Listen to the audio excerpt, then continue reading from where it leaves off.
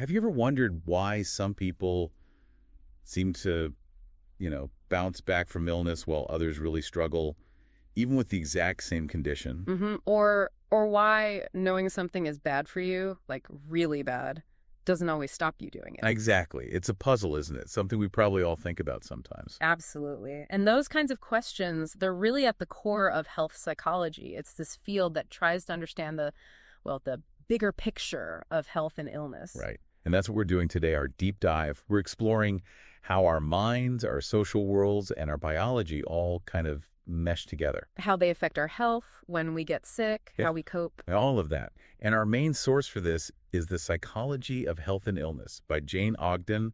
That's a really great book. Gives a perspective that goes way beyond just the physical body stuff. Ogden's work is, I think, really valuable because it pushes us to rethink some common assumptions about health. How's Well, it encourages us to look past just the purely physical causes, the germs and genes, and really consider how powerful our thoughts and behaviors actually are. Okay. So the mission for this deep dive then is to pull out the key ideas from health psychology, the things that give us maybe a fuller picture. A more comprehensive understanding, yeah. Why we get sick, how we deal with it, what shapes our health outcomes in the long run. So we're going to unpack some pretty interesting concepts, ideas that offer maybe a new lens to see health and well-being, moving beyond that traditional medical view. Definitely. And a good place to start is how health psychology actually challenges that traditional view, the biomedical model. This is pretty foundational. Okay, let's break that down. The biomedical model. Mhm. What are its core assumptions based on Ogden?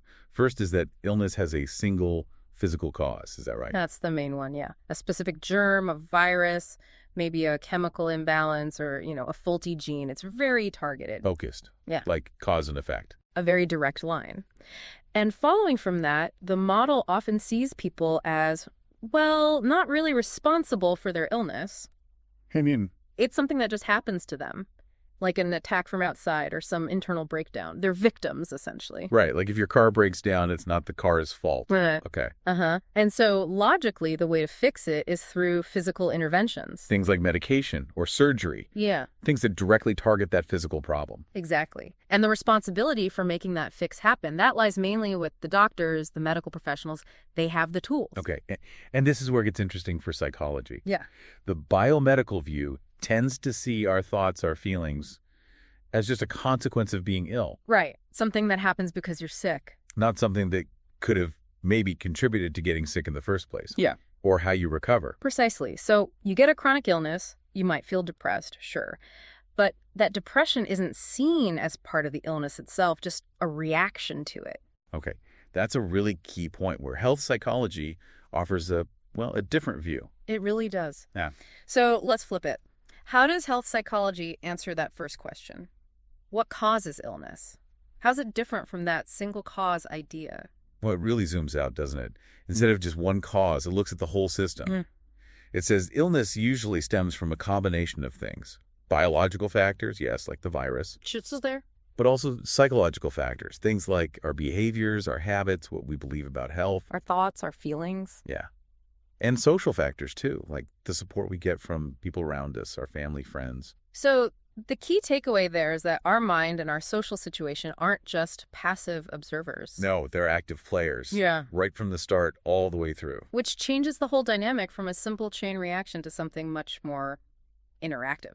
Definitely. So if the cause is broader, how does that affect the idea of who's responsible? Well, if our behaviors play a part. Like smoking or diet? Exactly. Then health psychology suggests we can have some responsibility for our health. Not in a blaming way, though. Right. It's not about blame. More about acknowledging that our choices, the things we do day to day, they have an impact. Mm-hmm. And that naturally leads to thinking differently about treatment, too, doesn't it? Yeah. So what's the treatment approach look like then? It's not just about fixing the physical anymore. Health psychology emphasizes treating the whole person. Okay, so what does that involve? It means helping people change unhealthy behaviors.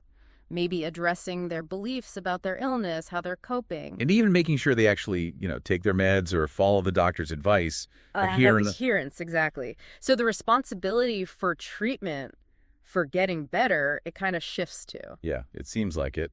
The person who ill becomes more of an active participant. Right. They have a role. making lifestyle changes, working on their mindset, taking the medication. They're not just passively receiving care, they're involved. Involved, exactly. And finally, that role of psychology. How does health psychology see it fitting into the whole picture? Well, it sees our thoughts, feelings, behaviors. They're important at every single stage. Not just after you get sick. No. From when we're healthy, trying to stay well, to when symptoms first appear, through the whole experience of being ill and during recovery. Psychology is woven through the whole thing. It's integral, not an add-on. Exactly. Which nicely brings us to the 4 key theoretical frameworks that really support this way of thinking. The first one, maybe the most well-known, is the biopsychosocial model. Ah, yes, the BPS model. Engel, right, back in the 70s. That's the one, Engel, 1977. It was a really landmark way of formally integrating the psychological and the social and the environment with the traditional bio. Okay, so let's break that down. Bio is the biological stuff. Yeah, things like genetics, viruses, bacteria, structural problems in the body, the physical machinery, if you like. Got it. And psycho. That covers our cognition, so our thoughts, beliefs, expectations about health, our emotions, maybe fear about treatment or anxiety, and really importantly, our behaviors. Like smoking, diet, exercise, drinking. All those lifestyle factors, yes. And the social part. That's the broader context. Things like social norms. Is smoking normal in your group? Pressures to change, maybe from family or peers. Social values around health in general. And even bigger things like social class, where you live, your ethnicity. Exactly. All those societal and environmental factors. It makes you think, doesn't it? How many of these things are probably playing a role in our own health or people we know? It's a really complex web, not just one thing. Yeah, definitely not. Okay, the second key framework is this idea of health and illness being on a continuum. Ah, right. Not like separate boxes, healthy over here, sick over there. Exactly. It's more like a sliding scale. We're all somewhere on that line between optimal health and severe illness. And thinking about it that way helps us see how psychological factors can kind of nudge us along that scale. Precisely. Ogden highlights several points where psychology matters. Like even before illness starts illness onset. How so? Well, our beliefs about health, our lifestyle choices, our stress levels, they can all make us more or less vulnerable to getting sick in the first place. Okay. And then what about when we actually feel something's wrong? Like deciding to go to the doctor. That's another key point. Help seeking. That decision isn't purely physical. It involves how we perceive our symptoms. Like, is this cough serious or just a cold? Right. Our illness cognitions, what we think might be wrong, and even how we feel about interacting with doctors or the healthcare system. So even just getting help involves psychology. Absolutely. And once someone is diagnosed, psychology is crucial for illness adaptation. Meaning how they cope. How they cope, whether they make behavior changes, the social support they have, even how they experience things like pain. Wow. And it keeps going. Our ongoing stress, our health behaviors, they can influence illness progression, how the illness develops over time. And ultimately the outcome. Ultimately, the health outcomes. Things like quality of life, even longevity. It really shows that deep connection between mind and body all the way through. It really does. So the third framework zooms in even more on that mind-body link. It looks at the direct and indirect pathways between psychology and health. Okay, pathways. Let's unpack that. Direct pathway. What does that mean? That's where our psychological experiences, like feeling stressed, can directly cause physiological changes in our body. Oh, like the stress response itself, hormones and stuff. Exactly. That physiological response can then impact our health systems, like our immune system or cardiovascular health. Chronic stress, for example, can directly wear the body down. Okay, so mind directly affects body. What about the indirect pathway? The indirect pathway is more about how our thoughts and feelings influence our behaviors. And then those behaviors are what impact our health. So you feel stressed, psychology. So you start smoking more or eating junk food, behavior. Right. And those behaviors then lead to negative health consequences. Got it. So it's like a chain. Mind influences actions, actions influence body. Precisely. And both pathways are important. They both show how tightly linked our mental and physical states are. It's not a one-way street. Makes sense. And the fourth key idea, the fourth framework, really highlights something crucial. We're not all the same. It focuses on variability. Variability, meaning the differences between people. Exactly. How people differ in their behaviors, their experiences, and their health outcomes, even when facing similar situations or illnesses. Right. Because medicine sometimes looks for the general rule, doesn't it? What works for most people. It often does. But health psychology really emphasizes that individual differences matter hugely. Okay. Can you give an example? Ogden uses some really clear ones. Think about two people who smoke. Both know it's bad for them, but one manages to quit, the other doesn't. Or two people find a lump. One goes straight to the doctor, the other waits maybe for weeks or months. Right. Or even after a diagnosis, like a heart attack. Yes.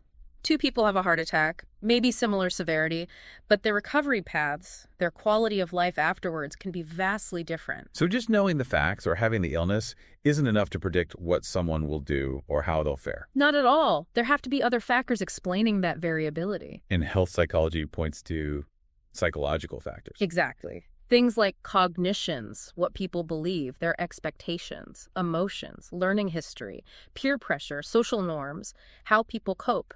Social support networks. Wow, it's a long list.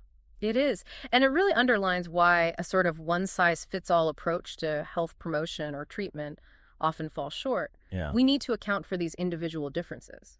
These frameworks really start to make sense when you apply them, like with the case study Ogden uses, Mr. A. Ah, yes, Mr. A and his lung cancer. It's a really powerful illustration of all these concepts in action. So remind us, he grew up somewhere where smoking was just normal. Very normal in his community in India. His parents smoked, apparently to relax after work. Yeah, he saw it all the time. He did.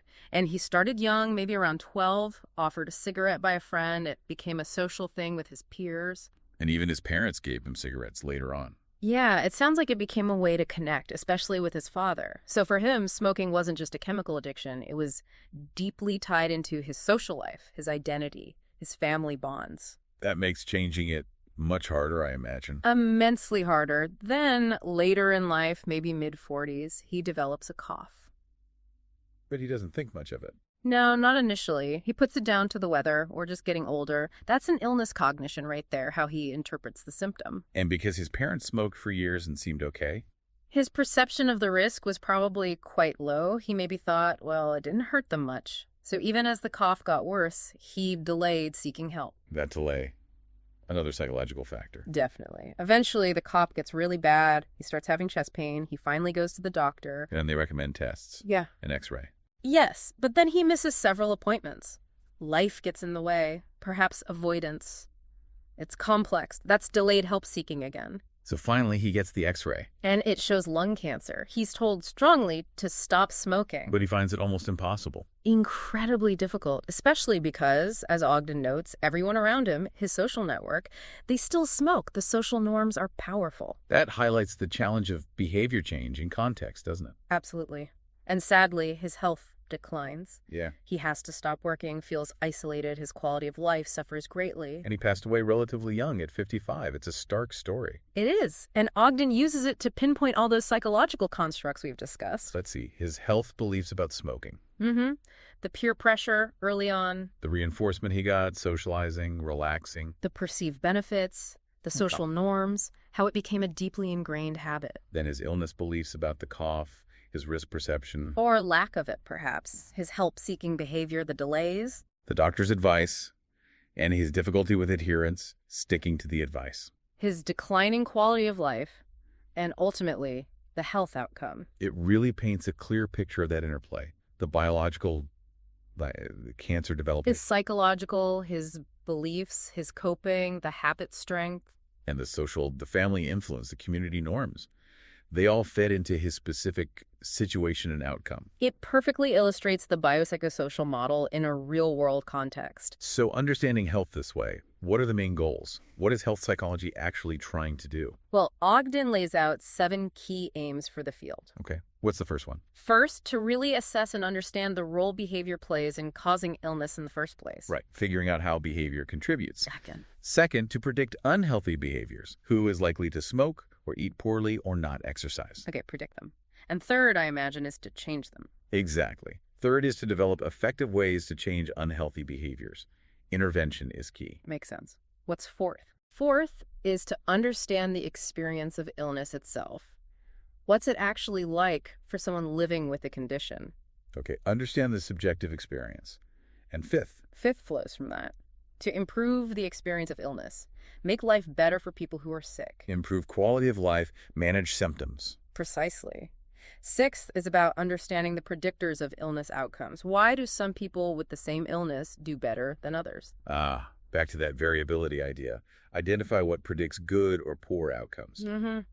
And finally, the seventh aim ties it all together to actually improve those illness outcomes. Better recovery, longer life, better functioning. Those are really practical aims. It's not just academic theory. Not at all. Health psychology is very much focused on application, using this understanding to genuinely help people, promote health, and improve well-being. Yeah, it comes back to that bigger picture, doesn't it? Seeing health and illness as this complex thing where our minds, bodies, and social worlds are all deeply interconnected. Exactly. So just to quickly recap the core ideas we've gone through, health psychology gives us this powerful alternative to the purely biomedical view. Highlighting the biopsychosocial biopsychosocial, all interacting. Viewing health and illness on a continuum, not as separate states, with psychology playing a role all along that spectrum. Understanding those direct and indirect pathways for how our minds affect our bodies. And really focusing on variability, the crucial differences between individuals that shape their health journeys. It really emphasizes that health is this dynamic interplay of mind, body, and environment. And knowing this, understanding these frameworks can be really empowering for you listening. How so? It gives you a more holistic way to think about your own health and maybe the health of people you care about. Recognizing these psychological and social factors, it opens up new avenues. New ways to think about promoting wellness or managing illness. Absolutely. Beyond just the pills or procedures. So, a final thought for everyone listening. Considering all these different factors, biological, psychological, social, change, what's maybe one small shift? A change in thinking, perhaps, or a tiny change in behavior. That might just create a positive ripple effect for your overall health journey. Yeah. And if illness isn't just a biological thing, what does that suggest about the role we can play, the agency we have in staying well? Definitely something to mull over. We really encourage you to reflect on these ideas, maybe see how they apply to health issues you find interesting. This deep dive is really just scratching the surface of a fascinating field.